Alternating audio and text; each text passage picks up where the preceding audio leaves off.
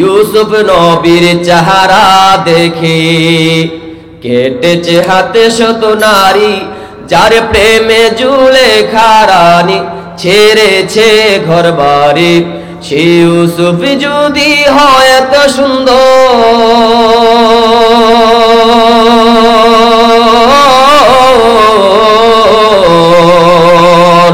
ইউসুফ যদি হয় এত সুন্দর, তবে কত সুন্দর তুমি আল্লাহ, কত সুন্দর তুমি আল্লাহ। বলেন না আল্লাহু আকবার। ইউসুফ নবীর সৌন্দর্য আল্লাহ তাআলা এমন দিয়েছিল, পৃথিবীর অর্ধেক সৌন্দর্য আল্লাহ তাআলা ইউসুফ নবীকে দিয়েছিল। ঘরের গোলাম ইউসুফ, জুলাইখা যখন ইউসুফের জন্য পাগল হয়ে যায়, মিশরের মহিলারা টিটকারি করে, রে জুলাইখা তোর মধ্যে কি কোনো রুচি নাই? ঘরের গোলাম ইউসুফের জন্য পাগল হয়ে গেল, তোমার কি কোনো রুচি নাই? এমন ভাবে যখন টিটকারি মজাক করতেছে, জুলাইখা খুব চালাক মহিলা ছিল, জবান দ্বারা উত্তর দিল না।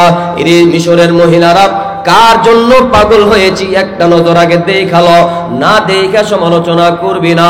এই যে স্টেজ বানাইছে, প্যান্ডেল বানাইছি, সকলের সামনে টেবিল রাখছে, এমন ভাবে রাখিয়া প্রত্যেকটা টেবিলের সামনে কোরআনের মধ্যে এসেছে, টেবিলের উপরে চাকু রাখলেন, আপেল রাখলেন, স্টেজের মধ্যে ইউসুফকে উপস্থিত করায়া। এবার জুলাইখা বলে, মিশরের মহিলারা তাকায়া দেখো আমি কার জন্য পাগল ছিলাম, একটা নজর আগে দেখো, দেখার পরে সমালোচনা করো।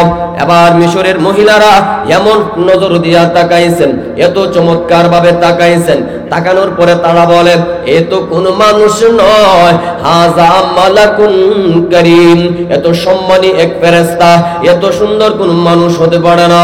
সমালোচনা যারা করত, এতটা মনোযোগ দিয়া ইউসুফ নবীর চেহারা দেখতেছে, মনোযোগ দেখিয়া এবার জুলাইখা বললেন, চাকু রাখলাম, আপেল রাখলাম, চাকু দিয়া আপেল কাটো। আল্লাহু আকবার। চাকু দিয়া আপেল কাটতে গিয়া তারা তাদের আঙ্গুলকে পর্যন্ত কেটে দিয়েছে, বলতে পারে না আপেল কাটতেছে নাকি আঙ্গুল কাটতেছে। আমার বাবাজিরা, মুহাদ্দিসিনে কেরাম বলে, দুনিয়ার মানুষরে, মিশরের মহিলারা ইউসুফ নবীর সৌন্দর্য চেহারা দেখিয়া তারা তাদের আঙ্গুলকে কেটে দিয়েছে, বলতে পারে না। ওই সমস্ত মহিলারা যদি আমাদের নবী, বিশ্ব নবী রাহমাতাল লিল আলামিন নবীর দেখত, একটা নজর যদি তারা দেখত, আমার নবীর সুন্দর চেহারা এতটা মনোযোগ দিয়া তাকাইতো, তারা এতটা মনোযোগ দিয়া দেখত, দেখার সময় তারা যদি তাদের কলিজা পর্যন্ত কেটে দিত, তারপরে বলতে পারতো না আপেল কাটতেছে নাকি কলিজা কাটতেছে। জোরে জোরে বলেন না সুবহানাল্লাহ। আরে ইউসুফ নবীর চেহারা দেখে কেটেছে হাতে শত নারী, যার প্রেমে জুলেখা রানী ছেড়েছে ঘর বাড়ি। সে ইউসুফ যদি হয় এত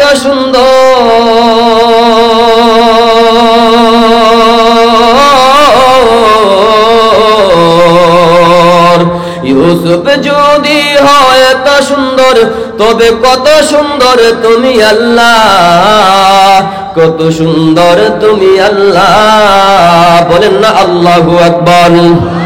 সর্বকালের সর্বশ্রেষ্ঠ মহামানব আহমদ, যার প্রেমেরই সুধা পেয়ে মুগ্ধ বিশ্ব জগৎ, সেই আহমদ যদি হয় এত সুন্দর,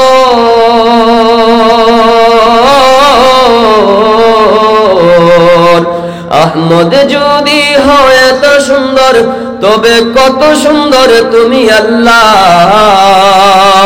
কত সুন্দর তুমি আল্লাহ। আমার বাবাজিরা, যদি সুন্দরের কারণে ভালোবাসতে হয়, আমার নবীজিকে ভালোবাসতে হবে। কথা বলেন ঠিক কিনা?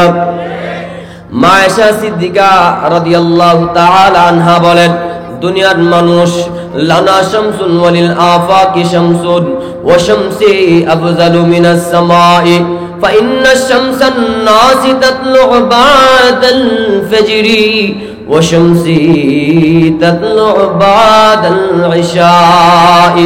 আমার বাবাজিরা, মা আয়েশা সিদ্দিকা বলেন, দুনিয়ার মানুষ, তোমাদের জন্য একটা সূর্য রয়েছে, আমি আয়েশার জন্য একটা সূর্য রয়েছে, তোমাদের সূর্যটা আসমানে উদিত হয় ফজরের পরে, আর আমি আয়েশার সূর্যটা যেটা রয়েছে এটা আমার ঘরে উদিত হয় এশারের পরে। আমার ঘরে আলো থাকে না, লাইট থাকে না, অন্ধকার অবস্থায় আমার স্বামী মুহাম্মদ রাসূল যখন আমার ঘরে প্রবেশ করে রে, আমার অন্ধকার ঘরটা নবীর সুন্দর চেহারার আলো দিয়া এত আলোকিত হয়ে যায়, নবীর সুন্দর চেহারার আলো দিয়া আমার ঘরটা এত আলোকিত হয়ে যায়, বলে আমার ঘরে সুইয়ের ছিদ্র দিয়া যদি কোনো সুতা ঢুকানোর প্রয়োজন হয়, নবীর সুন্দর চেহারার আলো দিয়া আমার সুইয়ের ছিদ্র দিয়া সুতা পর্যন্ত ঢুকাইতে পারতাম। বলেন না সুবহানাল্লাহ। যদি সুন্দরের কারণে ভালোবাসতে হয় আমার নবীজিকে ভালোবাসতে হবে, কথা বলেন ঠিক কিনা? 2 নম্বর, মানুষ মানুষকে ভালোবাসে কামালিয়ত, যোগ্যতা থাকলে মানুষ মানুষকে মোহাব্বত করে ভালোবাসে। যোগ্যতাবান ইঞ্জিনিয়ার, যোগ্যতাবান ডাক্তার, যার মধ্যে যোগ্যতা আছে তারে মানুষ মোহাব্বত করে ভালোবাসে, কথা বলেন ঠিক কিনা? যদি যোগ্যতার কারণে ভালোবাসতে হয় তাহলে আমার নবীজিকে ভালোবাসতে হবে। আল্লাহ মানুষ বানাইছেন, আল্লাহর কাছে কি কোনোদিন আপনারা চাইছিলেন?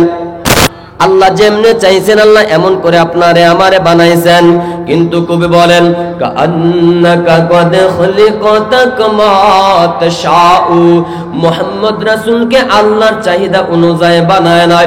মুহাম্মদ রাসূল যেমনে চাইছেন আল্লাহ মুহাম্মদ রাসূলের চাহিদা অনুযায়ী আল্লাহ তাআলা মুহাম্মদ রাসূলকে বানাইছেন, কারণ তার মধ্যে কোনো ধরনের সৌন্দর্যের কোনো ত্রুটি আল্লাহ রাখেন নাই। বলেন না সুবহানাল্লাহ। আমার বাবাজিরা, যদি সুন্দরের কারণে ভালোবাসতে হয় তাহলে আমার নবীজিকে ভালোবাসতে হবে, কথা বলেন ঠিক কিনা? আমার বাবাজিরা, কেমন যোগ্যতাবান নবী আমার!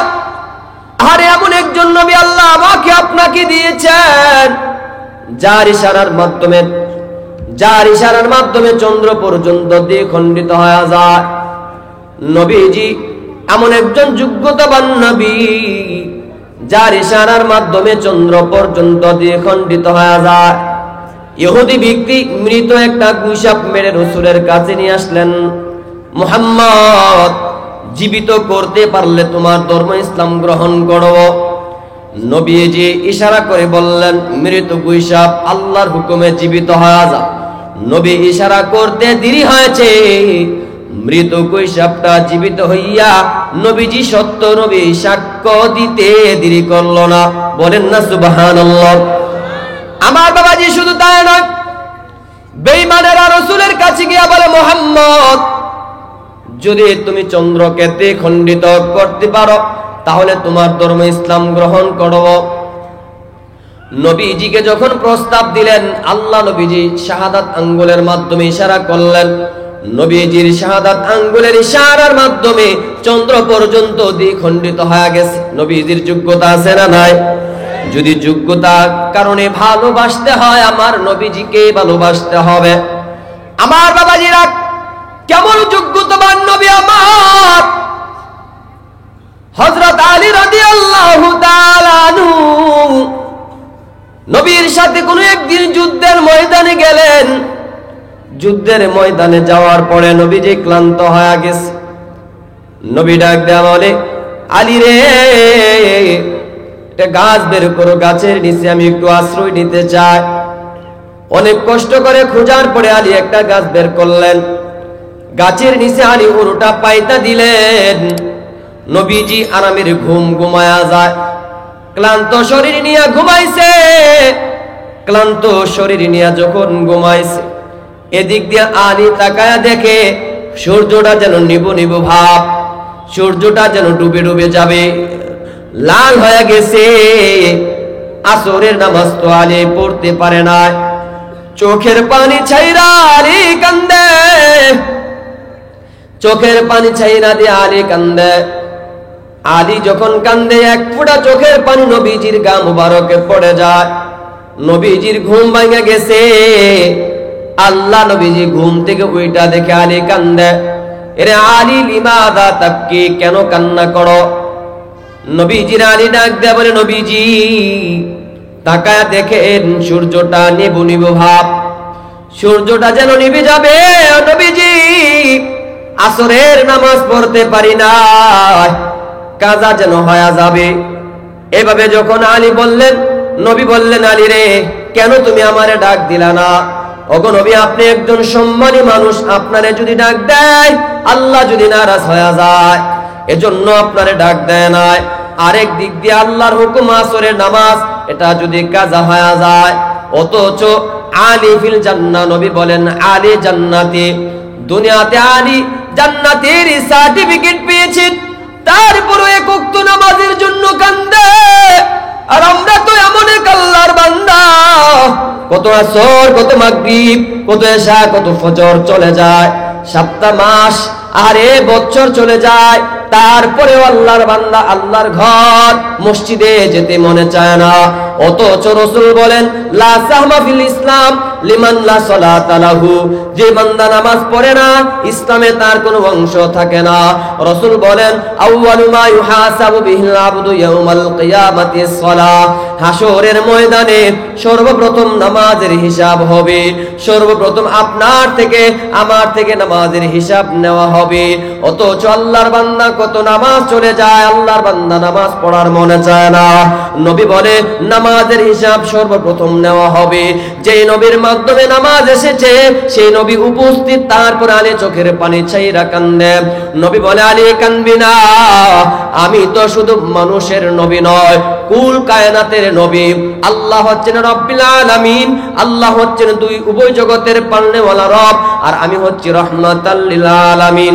বেনামাজিকে নামাজি বানানোর জন্য আল্লাহ আমারে পাঠাইছেন, আমার জন্য তোমার নামাজ কাজা হয়ে যাবে না আলী, এটা হতে পারে না। রহমত স্বরূপ আল্লাহ পাঠাইছেন, আল্লাহ আমারে রহমত স্বরূপ পাঠাইছেন। ওয়ামা আরসালনাকা ইল্লা রাহমাতাল লিল